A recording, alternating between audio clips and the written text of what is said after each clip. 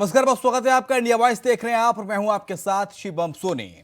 UP में अपराध का बाहुबली कहा जाने वाला मुख्तार अंसारी, जो कभी कानून को हाथ की कठपुतली समझता था, आज वही कानून उसके गुनाहों का हिसाब कर रहा है। कांग्रेस नेता अजय राय के भाई अवधेश राय की हत्या के मामले में मुख्तार को 10 साल की सजा हो चुकी है। तो आज इसी मुद्दे पर होगी बात, लेकिन उससे पहले आप ये रिपोर्ट देखिए। जेल में बंद अपने गुनाहों की सजा काट रहा माफिया और खूंखार डॉन मुख्तार अंसारी के अपराध का कोर्ट ने हिसाब कर दिया है। वैसे तो बाहुबली मुख्तार अंसारी पर दर्ज कई मामले कोर्ट में ट्रायल पर हैं। उन्हीं दर्ज मामलों में से तीसरे मामले में गाजीपुर के एमपी एमएलए कोर्ट ने 10 साल की सजा सुनाई है। अवधेश राय हत्याकांड में माफिया मुख्तार अंसारी को ये सजा सुनाई गई है। इसके अलावा मुख्तार के सहयोगी भीम सिंह को भी 10 साल की सजा सुनाई गई है। साथ ही दोनों आरोपियों पर 5-5 लाख रुपए का जुर्माना लगाया गया है। कोर्ट ने यह सजा 1991 के एक मामले में सुनाई, जिसमें कांग्रेस नेता अजय राय के भाई अवधेश राय की हत्या कर दी गई। हत्या का आरोप मुख्तार अंसारी और सहयोगी भीम सिंह पर था। हत्या के 5 साल पर मुख्तार और उसके साथी पर गैंगस्टर एक्ट के तहत मामला दर्ज हुआ, जिसके बाद करीब 26 साल तक मुकदमा कोर्ट में चला। कुछ दिन पहले ही कोर्ट ने अवधेश राय हत्याकांड में मुख्तार और उसके साथी भीम सिंह को दोषी करार दिया। इतना ही नहीं, खूंखार डॉन मुख्तार अंसारी की मुश्किलें और बढ़ने लगी हैं। मुख्तार पर ईडी की टीम ने भी शिकंजा कसना शुरू कर दिया। मनी लॉन्ड्रिंग के आरोप पर माफिया मुख्तार ईडी की कस्टडी में है और ईडी की टीम मुख्तार से लगातार पूछताछ कर रही है। बहरहाल माफिया मुख्तार पर देश भर में 59 से ज्यादा मामले दर्ज हैं, जिसमें से 3 पर फैसला आ चुका है। माना जा रहा है कि जल्द ही कुछ और मामलों में फैसला आने वाला है। Bureau report, India voice.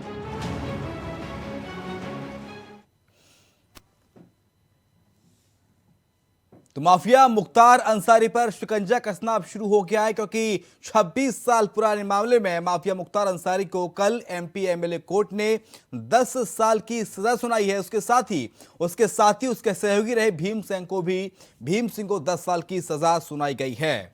5-5 lakh रुपए का जुर्माना दोनों पर, यानी कि एक संदेश देने की कोशिश। चाहे अपराधी कोई भी हो, किसी भी मजहब का हो, किसी भी जाति का हो, किसी भी संप्रदाय का हो, उसे उत्तर प्रदेश में बख्शा नहीं जाएगा, उसकी खैर नहीं रहेगी। और यही एक मैसेज पूरा जनता के बीच जाता है, उत्तर प्रदेश के आवाम के बीच जाता है। जिस तरह से माफिया मुख्तार अंसारी पर शिकंजा कसा गया प्रशासन के द्वारा, और उसके साथ साथ उसकी और भी मुश्किलात बढ़ते जा रहे हैं। नवीन दुबे जुड़ गए हमारे साथ, प्रवक्ता समाजवादी पार्टी। इसके साथ ही हमारे साथ साक्षी सिंह हैं, प्रवक्ता भारतीय जनता पार्टी। नवीन दुबे जी, आप ही के पास आऊंगा। सर, इस तरह की कार्रवाई का अपराधी कोई भी हो, माफिया कोई भी हो, चाहे किसी भी सरकार में पनपा हो, बड़ा हो, पला हो, लेकिन अब बख्शा नहीं जाएगा उसे। सर शुभम जी, देखिए, ऐसा है कि न्यायालय की परिधि में और कानून की परिधि में न्याय निष्पक्ष होता है, ये अवधारणा है और इसको हमें स्वीकार करना चाहिए। हम सहजता से स्वीकार करते हैं। मुख्तार अंसारी के मामले में माननीय न्यायालय ने जो फैसला दिया है, निश्चित तौर पर वो न्यायालय का फैसला और सर्वमान्य होना चाहिए। मैं समझता हूँ हर एक को मान्य होगा। अब प्रश्न इस बात का उठता है कि जब न्यायालय सर्वोपरि है जी, तो कुछ लोगों के अपराध जो उनके द्वारा कारित किए जाते हैं और सत्ता में आने के बाद हत्या जैसे, लूट जैसे, अपहरण जैसे बड़े गंभीर मामले अपनी ही सरकार में अपने खिलाफ चल रहे मुकदमे वापस ले लिए जाते हैं, तो क्या ये न्याय के सिद्धांत की अवमानना नहीं है? न्यायालय और कानून और संविधान के साथ खिलवाड़ नहीं है? यदि कोई और सरकार होती, मुकदमे वापस लेती, समझ में आता है। अपनी ही सरकार में अपने मुकदमे वापस ले लेना, ये न्याय की किस परिधि में आता है? ये आज चर्चा का विषय है और इस पर चर्चा होनी चाहिए। मुख्तार अंसारी हो या अन्य कोई हो, हर अपराधी जिसका आरोप सिद्ध हो जाता है न्यायालय में, वो दंड का भागी होता है और उसको कठोरतम दंड मिलना चाहिए। इस बात की हम पुरजोर सिफारिश नहीं, करते बीजेपी हैं। कह रही है कि मुख्तार अंसारी की सजा हुई है, तो फिर समाजवादी पार्टी को इतना दर्द क्यों हो रहा है? नहीं, कोई दर्द नहीं हो रहा। क्यों दर्द होगा समाजवादी पार्टी को? इसमें दर्द जैसी बात का दर्द तो इस बात का हो रहा है कि जिनके ऊपर 36 मुकदमे आपराधिक दर्ज थे, हत्या के मुकदमे दर्ज थे, सिपाही की हत्या का मामला था, वो मुकदमे वो लोग सरकार में आने के बाद किसके ऊपर दर्ज थे अपनी बता सरकार में दीजिए वापस ले लेते हैं। नवीन तो दुबे, बता अब दो दीजिए एक तो बार, ये किसके नाम तो खुलासा कीजिए। किसका नाम? माननीय उप मुख्यमंत्री, माननीय मुख्यमंत्री जी के ऊपर आपराधिक मुकदमे थे या नहीं थे? उन्होंने वापस लिए या नहीं लिए? मुझे कहने में कोई गुरेज नहीं है। अपनी ही सरकार में लिए हैं। कौन सी प्रणाली थी ये? कौन सी प्रणाली थी ये? न्याय की किस परिधि के अंतर्गत आता है? सरकार मुकदमे वापस लेती है, लेकिन अपने ही सरकार में आप ही सरकार के मुखिया और अपने ही मुकदमे आप वापस लेंगे। ये कौन सा मैसेज समाज को हम देने जा रहे हैं? कौन सी न्याय प्रणाली की हम बात कर रहे हैं?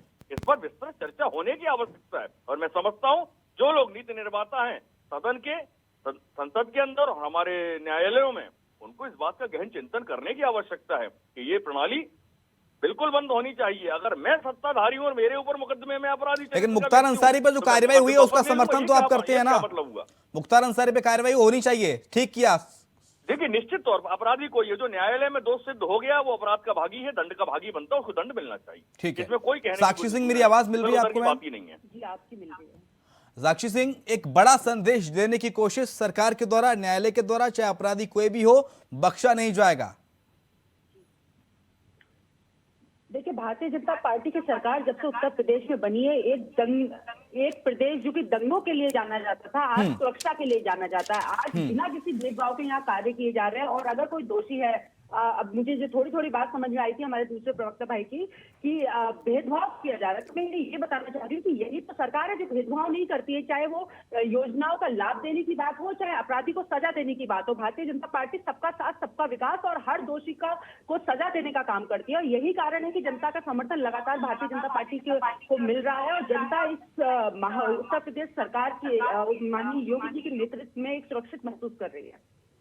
नहीं, नवीन दुबे कह रहे थे कि आप अपने लोगों पर कार्रवाई करते नहीं है, आपके मुख्यमंत्री उप मुख्यमंत्रियों पर कई मामले दर्ज हैं, उन पर तो मामले वापस ले जाते हैं, बाकी के लोगों पर आप कार्रवाई करते हैं। ये पक्षपात क्यों, अगर नवीन दुबे के आरोप सही है तो? किसी प्रकार का कोई पक्षपात नहीं किया जाता, चाहे सत्ता, चाहे विपक्ष की बात हो, चाहे हमारी सत्ता के जो नेता हो। अगर किसी के ऊपर कोई आरोप लगाया जाता है तो उस पर कार्रवाई की जाती है, उसी के आधार पर उसे सजा भी दी जाती है। इसमें किसी प्रकार का कोई पक्षपात नहीं किया जाता भारतीय जनता पार्टी की सरकार में। ठीक है, नवीन दुबे काउंटर करना चाह रहे हैं। नवीन दुबे।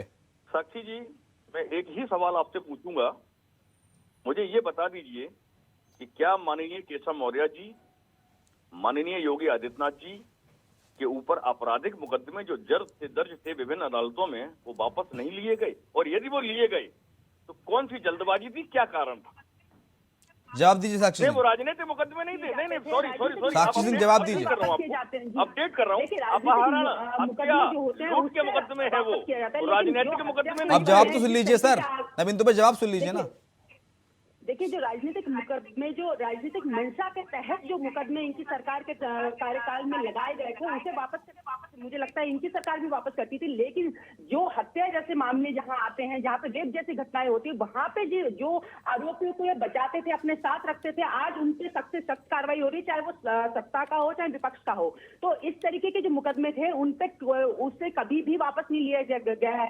दोषी भारतीय जनता पार्टी के लिए दोषी ही है, चाहे वो पक्ष का हो चाहे विपक्ष का हो। ठीक है, शैलेंद्र श्रीवास्तव जुड़ गए हमारे साथ, वरिष्ठ पत्रकार। शैलेंद्र सर, बहुत स्वागत है आपका। शैलेंद्र सर, कितना बड़ा संदेश देने की कोशिश, क्योंकि खूंखार डॉन माफिया मुख्तार अंसारी को कल 10 साल की जेल हुई है। देखिए, मुख्तार अंसारी उत्तर प्रदेश में किसी परिचय के मोहताज नहीं है। जी सर। पूर्वांचल में, पूर्वी उत्तर प्रदेश में पिछले 3 दशक से कह सकते हैं, वो दबंगई के मजबूती के पर्याय माने जाते थे। बहुत से क्षेत्र में उनके नाम पर लोग ठेका, पार्किंग का और अपने आप को मजबूत दिखाने का उनका नाम लेकर काम करते थे। उनका अपना पारिवारिक पृष्ठभूमि रहा है, लेकिन उनका जो भी आपराधिक और सामाजिक और राजनीतिक क्षेत्र में जो उनका वर्चस्व कायम हुआ और ठेकेदारी के क्षेत्र में, वो उनको बहुत से लोगों का रोल मॉडल जो बना दिया और बहुत से लोगों की आंखों की किरकिरी भी बना दिया। और इन सब संघर्ष की उनके उस यात्रा में उनको एक तरह से अपराधी भी बना दिया। जिस तरह से अब इतने सालों के बाद ग्राफिक्स कोर्ट का चलाई, ये ग्राफिक्स। फैसला आ रहा। तो विभिन्न सरकारों में कहीं कहीं से उनको संरक्षण मिलता रहा होगा, और इस सरकार में उनको संरक्षण प्राप्त नहीं है। उल्टा उनको, उनके परिवार को, उनके साथ जुड़े हुए हर व्यक्ति को बहुत कायदे से क्लोजली मॉनिटर करते हुए आर्थिक रूप से विपन्न बनाया जा रहा है। क्योंकि अधिकतर लोगों का जो बेस था वो अनफेयर मीन्स ही था, दबंगई वाला था, तो उसमें बहुत से नियम कानून का उल्लंघन बड़े आराम से मिल जाएगा। आज उनको उसी का जवाब देना पड़ रहा है, और जो जवाब कानून की भाषा में नियम संगत नहीं है। ये जो अभी इनको सजा हो रही है तो निश्चित रूप से इसके पहले भी हो सकती थी। लेकिन शैलेंद्र सर, आपने तो उत्तर प्रदेश में कई सरकारों को बनते देखा है, लंबे समय से आप पत्रकारिता के क्षेत्र में हैं। सर, आपसे जानना चाहूंगा कि सपा का कार्यकाल भी आपने देखा, बसपा का आपने कार्यकाल भी देखा, और भारतीय जनता पार्टी का देख चुके हैं और फिर देख रहे हैं, तो इन कार्यकाल में कितना फर्क देखते हैं या समानता देखते हैं आप अपराधियों को लेकर की गई कार्यवाहियों में? देखिए, अपराधी तो तीनों काल में कायम है, आपराधिक गतिविधियां भी कायम है। हाँ, सबके अपने अपने तरीके हैं। लोग सरकार और सरकार के मुखिया, सरकार के में स्थापित उस पार्टी के जो मेन नियम कानून है घोषित, उसको देख करके अपना एडजस्टमेंट बनाते हैं। हाँ, और इस वजह से किसी एक सरकार को तो सीधे नहीं कर सकते। हाँ, मायावती जी थी लॉ एंड ऑर्डर के मामले में बहुत सख्त, और इस हद तक की सख्ती उन्होंने करके सबके सामने उदाहरण प्रस्तुत किया कि अपने आवाज से उन्होंने एक सांसद को गिरफ्तार करवा दिया, उमाकांत यादव को। आज तक भारत के इतिहास में ऐसा नहीं हुआ है, इतना बड़ा काम किया। और उसका असर ये रहा कि उनके समय में आपराधिक गतिविधियां बिल्कुल जीरो पे आ गई थी। आज भी लोगों को याद रहता है मायावती काल। वहीं पर सपा का जब काल आया तो उसमें जो उनके पार्टी के कार्यकर्ता हैं, ये अधिकतर वही हैं जो बेचारे विपन्न है आर्थिक रूप से जी। उनको कुछ काम चाहिए, काम छोटे छोटे ऐसा कुछ भी पार्किंग ठेका यही सब पक्का। हाँ, तो वो हर कोई ये सोच लिया कि हम तो सरकार में आ गए, हर कोई नियम कानून से बाहर। उस वजह से अराजकता जैसा माहौल देखने को लगा लोगों को। यद्यपि कंट्रोल था, लोग जुड़ाव महसूस करते थे, स्वतंत्रता महसूस करते थे। अब यही ये सरकार जो है ये लोगों को बिल्कुल टाइट कर दी है।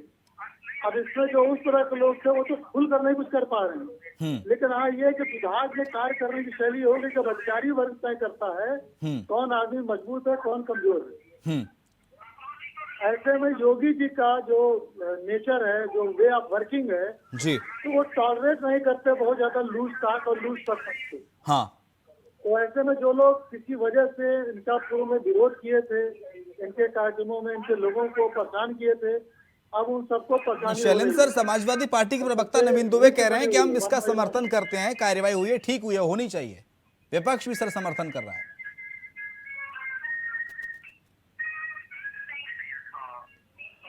शैलेंद्र सर, आपको मेरी आवाज मिल रही है?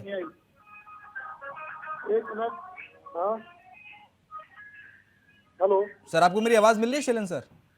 हाँ, बहुत धीमी आवाज आई सर। सर, नवीन दुबे प्रवक्ता समाजवादी पार्टी के समर्थन कर रहे हैं, कह रहे हैं कि होनी चाहिए, अपराधी माफिया कोई भी हो, एक्शन इस तरह का होना चाहिए।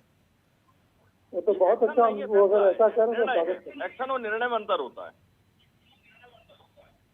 जी सर, जी सर। शैलेंद्र सर, अखिलेश जी में ये खासियत है कि जब मुलायम सिंह जी दरअसल डेमोक्रेटिक नेता रहे बहुत सारे से, मायावती जी ऑटोक्रेटिक नेता, और अखिलेश जी इन दोनों के मिश्रण।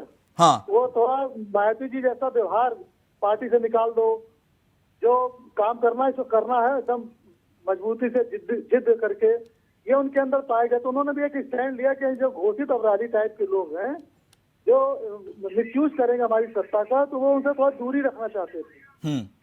तो इस वजह से ये जो कह रहे नवीन जी, तो इसका स्वागत करना चाहिए कि समाजवादी पार्टी। लेकिन स्वागत तो नवीन दुबे कर रहे हैं आप, लेकिन सरकारें तो आपकी भी रही उत्तर प्रदेश में, तब आपके दौरान, सरकारों के दौरान इस तरह की कार्रवाई क्यों नहीं की गई जब 1996 से गैंगस्टर एक्ट लगा था? शुभम जी थोड़ा सा आप अपने आप को अपडेट करिए। पहली चीज, जो कन्विक्शन हुआ है मुख्तार अंसारी का, वो न्यायालय के द्वारा हुआ है, सरकार का उसमें कहीं कोई रोल नहीं है। और इसको आप अगर सरकार ये कहती कि अपनी पीठ थपथपा रही है, तो मैं समझता हूँ it may be A police paradise, इससे कुछ हो नहीं सकता। न्यायालय में जो अधिवक्ता होते हैं वो पक्ष रखते हैं, और जो पीड़ित पक्ष होता है वो अपना पक्ष रखता है। और हर एक का प्रयास ये होता है कि दोषी जो भी हो साक्ष्यों के आधार पर उसको दंड मिले। और ये जो कन्विक्शन हुआ है हाँ ये निश्चित तौर पर साक्ष्यों के आधार पर हुआ है। ठीक। मेरा एक विषय जो है जिस पर चर्चा होनी चाहिए, मैं अपेक्षा करूंगा शैलेंद्र भाई से कि वो इस पर बोलें। एक व्यक्ति जिसके ऊपर गंभीर अपराधों के मुकदमे होते हैं, हत्या, लूट, अपहरण, गोली चलाने के ऐसे मामले होते हैं, वो सत्ता के शीर्ष पद पर आ जाते हैं और अपने ही खिलाफ लगे हुए आरोप और मुकदमे वापस ले लेते हैं। ये न्याय की किस परिधि के अंतर्गत आता है, सवाल इस बात का है। कोई भी अपराधी आएगा, सत्ता में पहुंचेगा, शॉर्टकट रास्ता अपनाएगा और उसके बाद अपने मुकदमे वापस ले लेगा, बेदाग हो जाएगा। ठीक ये है, कौन सी इस सवाल का प्रणाली? जवाब जानने की कोशिश करूंगा नवीन दुबे, लेकिन साक्षी सिंह आप अपनी पीठ क्यों थपथपा रही हैं? सरकार की पीठ, सरकार अपनी पीठ क्यों थपथपा रही है? कार्रवाई तो पूरी कोर्ट ने की है, न्यायालय ने की है ना, तो फिर इसमें सरकार का श्रेय क्या जाता है? तो अगर न्याय मिलता है तो ये मुझे तो लगता है ये जो न्याय मिला है इसमें नहीं, सरकार देरी हुई है, कोर्ट तो नहीं इससे हो जाती पहले ना ही मैडम। मिल जाना चाहिए। कल तक जो विपक्षी दल इस अपराधी के लिए बोलने से डरते थे, उनका साथ देते थे, इस अपराधी को मतलब जो ये अपराधी है, जो अब दोषी करार माना जा चुका है, मजहबी रंग देने की कोशिश करते थे कि मजहब के तहत इसको सजा मिल रही है। तो मैं जब किसी का अपराध को मजहबी रंग देने की कोशिश करता है विपक्ष, तो मुझे लगता है ये गलत है। पहले उत्तर प्रदेश में सजा जब होती थी उसका मजहब देख के दी जाती थी, उसकी जाति देख के उसको सजा होती थी। तो ये जो बदलाव आया है इसका समर्थन जनता कर रही है लगातार। नहीं, सजा तो कोर्ट देता है ना साक्षी तो सिंह, सजा कोर्ट देता है, सजा सरकार नहीं देती है सजा। सरकार ने पहल तो सरकार ने की, ये सजा तो बहुत पहले भी हो सकती थी, लेकिन इसमें इतनी देरी क्यों आई? मेरा बस ये मानना है कि जब कल एक डिबेट में मैं बैठी हुई थी, वहां पे इसे मजहबी रंग देने की कोशिश की जा रही थी, क्योंकि आरोपी किसी एक मजहब से है, इसलिए सरकार ने इसमें पहल की है, ऐसा बोला जा रहा था। तो इस तरीके से हमें सभी राजनीतिक दलों को, चाहे भारतीय जनता पार्टी हो, चाहे सपा हो, बसपा हो, मजहबी रंग नहीं देना चाहिए। आरोपी को आरोपी की तरह ही देखना चाहिए और पीड़ित को पीड़ित की तरह ही देखना चाहिए और उसे न्याय दिलवाना चाहिए। ठीक है शैलेंद्र सर, नवीन दुबे सवाल उठा रहे हैं कि आप अपने लोगों पर कार्रवाई नहीं करती भारतीय जनता पार्टी। बीजेपी के कई नेता आज शीर्ष नेता बन गए हैं, कई लोग, और उन पर कई मुकदमे दर्ज हैं, उन पर कार्रवाई कब होगी? मुख्यमंत्री और डिप्टी सीएम का नाम ले रहे हैं नवीन दुबे। देखिए राजनीति, मेरा शैलेंद्र सर से सवाल था मैम, शैलेंद्र सर से सवाल था भूमिका में है जी। और विपक्ष का यही काम है लोकतंत्र में अंकुश लगाए रखना। हाँ जहां पर भी लगता है कि कहीं पर विशेष रूप से डिस्क्रिप्शन का इस्तेमाल किया गया या कानून को अपने हिसाब से मोड़कर इस्तेमाल किया जा रहा है या कोई चीज छूट जा रही है, तो उस पर ध्यान आकृष्ट कराना ये विपक्ष का कार्य है और विपक्ष अपने उस कार्य के तहत ये बात कह रही है।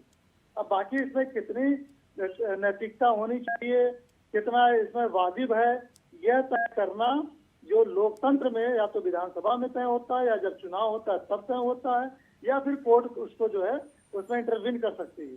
तो ये हमारे साथी भी जानते हैं कि इसमें कितना कानून इंटरवीन कर सकता है, वो उतना तक ही उन्होंने भी छूट दे रखी है। साथ में कितना विरोध करके बताना है लोगों को कि यहाँ पर डिस्कशन का प्रयोग अपने लिए किया गया है, वो भी वो कर रहे हैं। और ये राजनीतिक आरोप प्रत्यारोप ये बहुत कॉमन होते जा रहे हैं और ये इनका अधिकार है, ये कहते हैं और इनको कहना भी चाहिए। और साथ ही सत्तारूढ़ पार्टी का भी ये दायित्व है कि वह इस बात का एक्सप्लेनेशन दे और करे कि ठीक है ऐसा हम क्यों कर रहे हैं, ताकि वो लोग सहमत हों। इसमें कहीं कोई दो राय नहीं।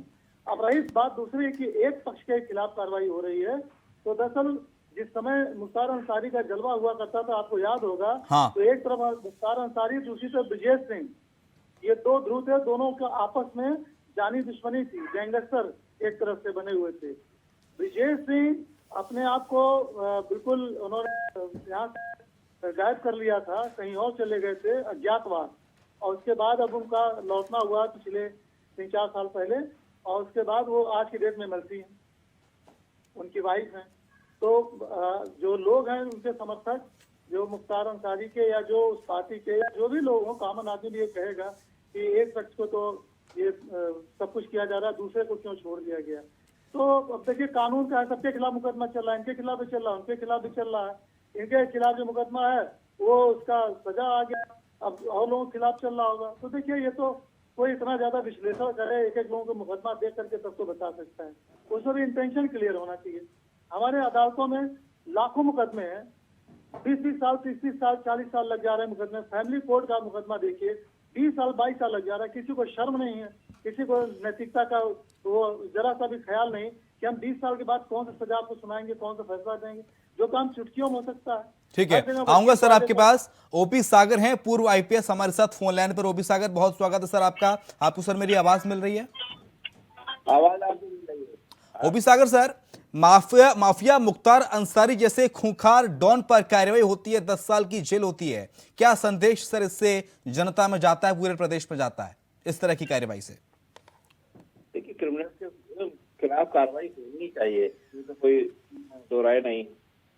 और मुख्तार अंसारी के खिलाफ तमाम मुकदमे बताए गए, 98 मुकदमे टोटल अखबार बता रहा है। तो ये जो मुकदमे हैं, कुछ मुकदमों में पहले ही उनको सजा हो चुकी है, और ये जो अभी ऑडियो ठीक कीजिए ओपी सागर साहब का। जी सर, मैं आवाज आ रही है? जी सर, आ रही है सर। हाँ, तो मैं ये कह रहा हूँ कि देखिए, जब क्रिमिनल को सजा मिलती है तो बहुत ज्यादा हमें आपत्ति नहीं होनी चाहिए, क्योंकि कोर्ट जो है प्रत्येक मामले को पूरी गहराई से देखती है। हमारे न्यायालय जितने भी हैं वो दोनों पक्षों की दलीलें सुनते हैं, वकीलों की सुनते हैं, फिर जितना कागज वगैरह है वो भी सब चेक होता है, डॉक्यूमेंट चेक होते हैं, सब चीज देखी जाती है। उसके बाद में जो है आगे तय होते हैं और उसके बाद में सजा तय होती है। तो इसमें सजा उनको हुई है, तो कोर्ट ने सब देखा ही है, और भी मुकदमे में उनको सजा हो चुकी है। तो ये दूसरे किसी को इसमें हस्तक्षेप करने की जरूरत नहीं। इसका एक ही हस्तक्षेप है, अगर जो भी अग्रीव पार्टी है वो जाए, अब जो अपील में चली जाए, जो भी नेक्स्ट अपीलेट कोर्ट है, और तो हाई कोर्ट में चले जाए। हाई कोर्ट ओपी सर का ऑडियो ठीक कीजिए, पीसीआर टीम। हाई कोर्ट से गया डेलीगेशन होता तो सुप्रीम कोर्ट चले जाए। ये जो चैनल खोला हुआ है वही चैनल, हमारे आपके मीडिया पे बैठने से इसमें कुछ नहीं होगा, और किसी भी पार्टी के लोग आपस में कितना ही बातचीत करते हैं, जो जायज लीगल। ओपी सर, मैं आ रहा हूं आपके पास, जब तक थोड़ा आपका ऑडियो दिक्कत करा उसे ठीक कराते हैं। आप लाइन पर प्लीज बने रहिएगा। मेरा सवाल आपके से है नवीन दुबे, मुख्तार अंसारी के अपराधों की एक लंबी फेहरिस्त है सर, 59 से ज्यादा मुकदमे मुख्तार अंसारी पर दर्ज हैं, तो 10 साल की जो जेल हुई है मुख्तार अंसारी को, नहीं लगता कि कम है, और भी आगे इसको बढ़ाया जाना चाहिए था? और भी हालांकि और मामले पेंडिंग है, अभी 3 मामलों में सजा हुई है, तीसरा मामला था ये। शिवम जी, ऐसा होता है कि हाँ। जब जो मुकदमा होता है उस मुकदमे में जो भी सजा का प्रावधान होता है उसके अंतर्गत सजा का ऐलान कोर्ट करती है। पहली चीज, अगर 4 मुकदमे हैं तो चारों मुकदमों की अलग अलग सुनवाई चल रही है, और हर मुकदमे में कोर्ट का फैसला अलग आएगा। जी। अभी बात कर रहे थे, शैलेंद्र भाई ने एक बहुत बढ़िया बात कही, ब्रजेश सिंह का जिक्र किया। जी।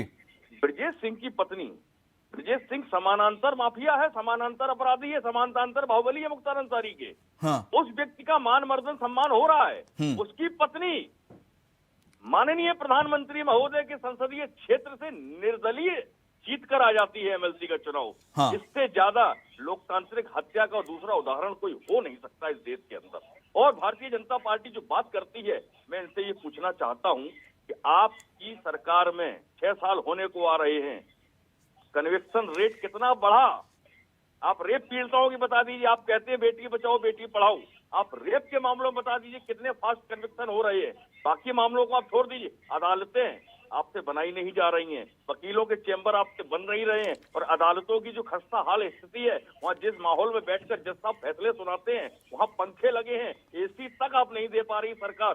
चैम्बरों की आप देखिए जरा, छोटी छोटी अदालतों में जाके छोटे जिलों की हाल बता रहा हूँ मैं, नोएडा की बात कर रहा हूँ, गौतम बुद्ध नगर के जिलों की आप हालत देख लीजिए अदालतों की क्या हुई है।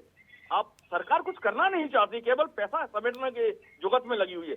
जब तक आप एक अच्छा वातावरण नहीं देंगे न्यायाधीशों को, वो कैसे उस माहौल में वकीलों की बात सुन पाएंगे और कैसे वो निर्णय कर पाएंगे। और मेरा ये मानना है कि एक अधिकतम सीमा 5 साल 7 साल तय होनी चाहिए, कन्विक्शन का रेट फास्ट होना चाहिए, ताकि लोगों को जल्दी न्याय मिल सके। न्याय पाने वाला न्याय की आस में टूट जाता है, मर जाता है, दम तोड़ देता है, उसके पास पैसे खत्म हो जाते हैं। इस स्थिति से ये देश गुजर रहा है, इसकी जिम्मेदारी ठीक करने की सरकारों की। ओपी सागर जी का रुख कर लेता हूं, पूर्व आईपीएस हमारे साथ जुड़े हुए हैं। ओपी जी, आवाज मिल रही है आपको मेरी? बहिष्कार क्यों करेंगे? ओपी सर, आपको मेरी आवाज मिल रही है? जी।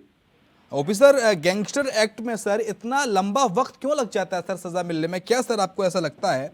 1996 में गैंगस्टर एक्ट लगा था, 26 साल हो गए हैं, इसे तो जल्द अंजाम तक पहुंचना चाहिए था। क्या ये फेलियर है मानते हैं प्रशासन का, सरकारों का? प्रशासन का फेलियर तो नहीं कहा जा सकता।